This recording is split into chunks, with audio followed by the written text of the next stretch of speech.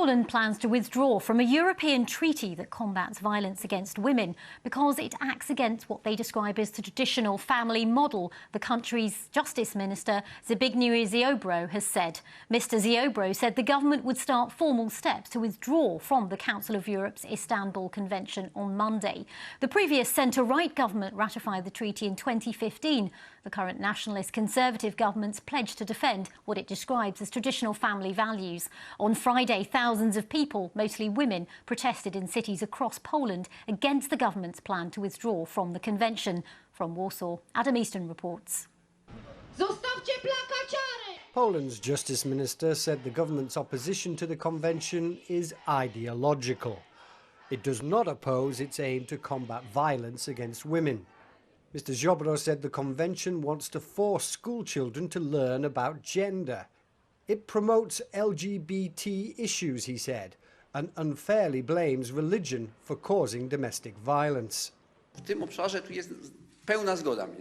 In this area of combating violence against women, there is our agreement and full acceptance of the provisions of the Convention.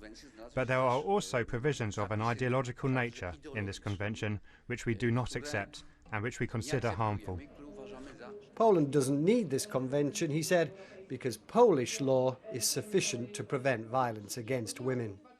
On Friday, thousands of people, mostly women, demonstrated against the government's plan in cities across the country. In Warsaw, people protested outside the offices of a conservative legal group that opposes the convention.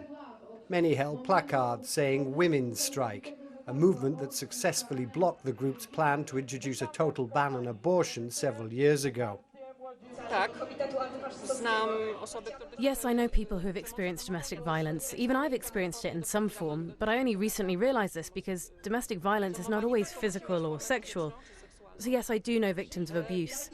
I think we need a discussion about domestic abuse, but not like this, going out on the street and yelling. We need to actually discuss what we can do about it. Many countries in this region have not ratified the convention. Slovakia and Bulgaria rejected it over fears it undermines traditional families. The authors of the convention, the human rights watchdog, the Council of Europe, say conservative and religious groups are spreading false narratives. It does not seek to impose a certain lifestyle on people, they say, nor does it include a definition of a family. Adam Easton, BBC News, Warsaw.